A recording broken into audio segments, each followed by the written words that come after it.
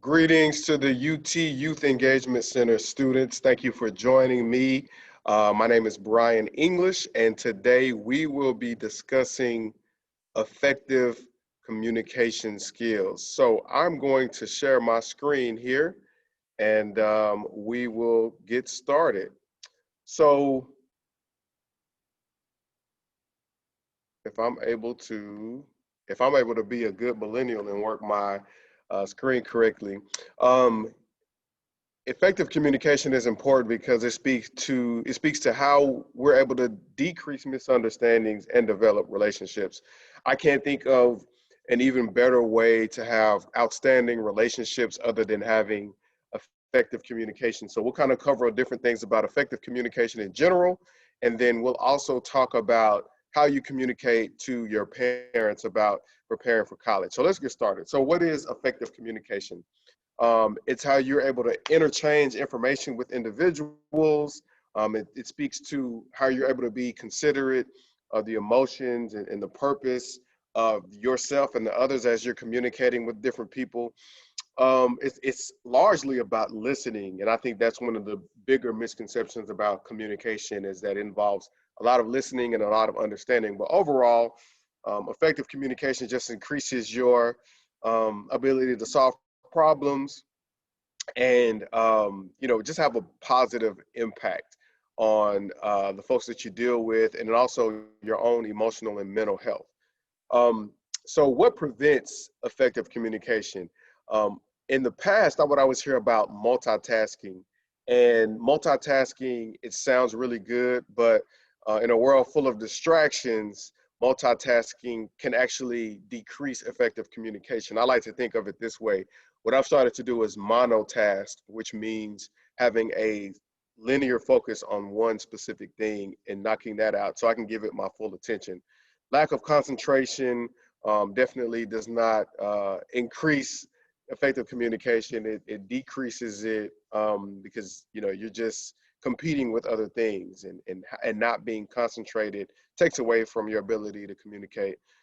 Negative visual communication. You can't really see my hands right now, but I'm doing a lot of moving. My wife calls it hip hop hands, but I'm doing a lot of visual communication. But the negative side to that is if I were rolling my eyes, if I were exhaling loudly, if I was looking at my phone constantly, seeing who's tweeting me, who's hitting me up on IG, folding my arms, avoiding eye contact. I'm trying as much as possible to have eye contact with you.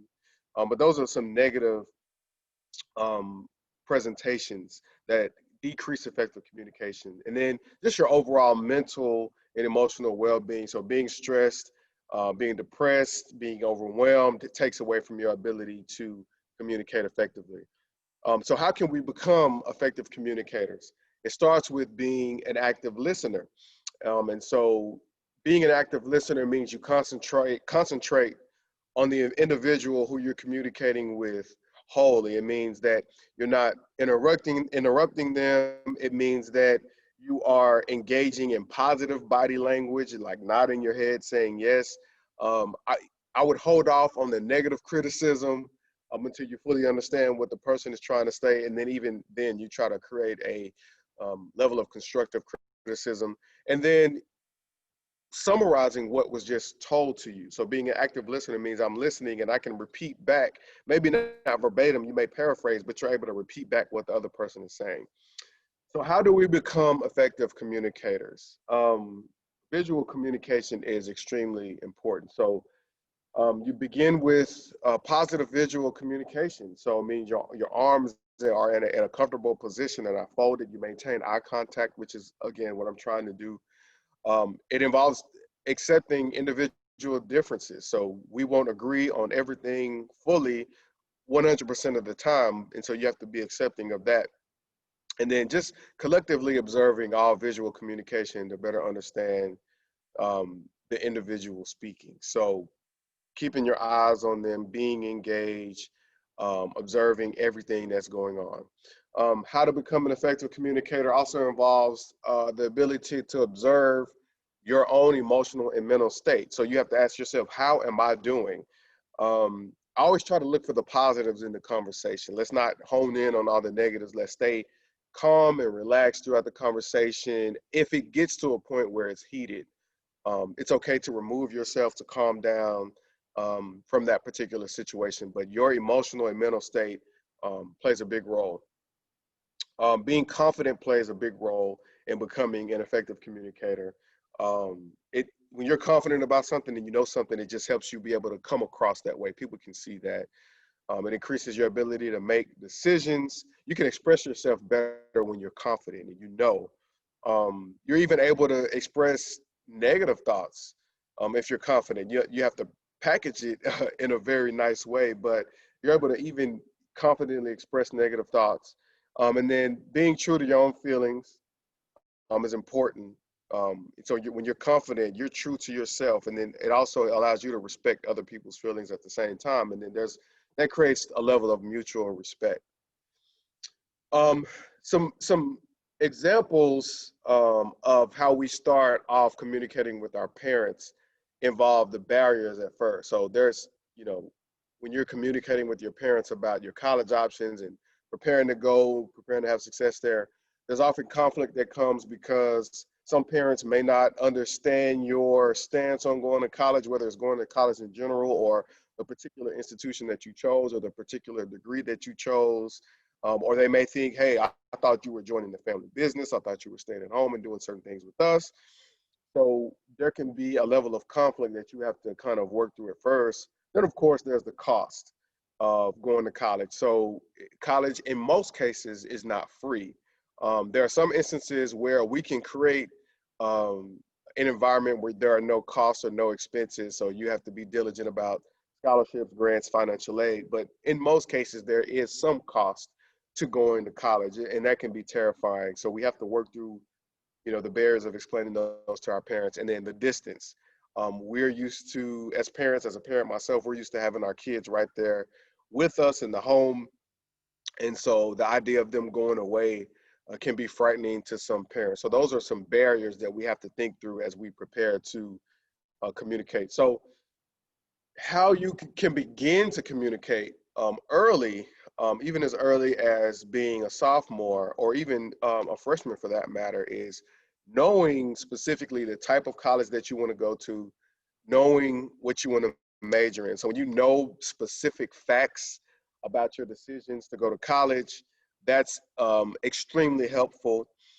And then it shows that you're independent and shows you're established. So you're able to better avoid frustration that way when you know your facts, when you do your research, knowing how long it's going to take to get your degree, knowing what degree, knowing the cost, knowing the distance, being able to reassure your parents that your choice is the best opportunity for you. And then, of course, going back to effective communication in general, you want to be able to listen to what they have to say. Know if their concerns are money, know if their concerns are distance, know if their concerns are the length of time that you're going to be away. So when you know their concerns, you're better able to speak to them. But ultimately, knowing what you want to do, if you can tie it, what you're majoring in, to your purpose and your passion, and your parents can start understanding that from an early age, so that when it's time to make that decision, it eliminates some of those barriers. So again, knowing how much it costs and doing everything in your power to eliminate whatever costs there are, which means I know I need to apply for financial aid. I know I need to start doing scholarships, and you can start doing scholarship applications right now. At any point of being there are scholarship applications for fifth graders to fill out. So wherever you are on your journey in education, there is a scholarship application for you. I guarantee it. So knowing the cost, but knowing how you can start to chisel away at those costs at an early age. So there's financial aid. Financial aid are free money is scholarships and grants, and then work study, and then there's also loans. Loans is money. Loans means that there's money available to you that you have to pay back. You pay interest on those things. So, we want to aim for the free money first, which are the scholarships and the grants. The grants you get from doing your financial aid application. So if you're able to educate your parents about that sooner rather than later, that helps tear down some of the barriers. Knowing the distance, and so knowing that, let's say if you go to Houston, there's actually going to be a bullet train to get from Dallas to Houston in 75 minutes. So if you're going to Houston, articulate that to your parents. But regardless of if you may be going out of state, or you may be going to Austin. So knowing that, okay, I can get to Austin in 3 hours, or I can get to Oklahoma in, 4 hours, knowing the distance, being able to research and see all the ways that transportation is offered, sharing the pros and the cons with your parents, letting your parents know that by you going off, that actually opens up new opportunities for you and for them, where you can be a blessing to them as well. Being honest with them is important about, why you want to go this distance, or the importance, or, the pros and cons of if I go away versus staying closer. Being able to articulate those things is important. And then, you want to ultimately get your parents' support. You want them on your side. You want them on your team.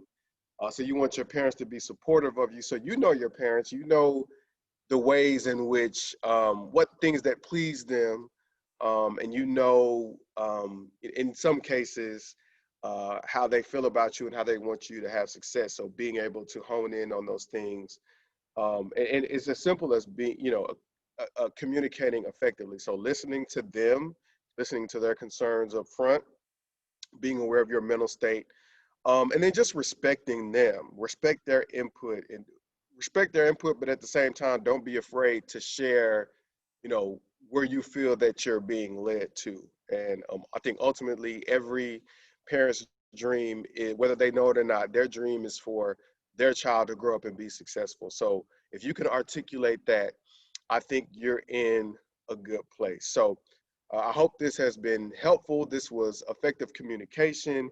And so now is the time to start communicating with your parents. In general, you can use effective communication strategies, if you want to buy a car or if you want to start working. But now is the time also to start talking about college and being able to connect that to the career that you ultimately wish to have. So I hope this was helpful, and we shall speak again. Thank you.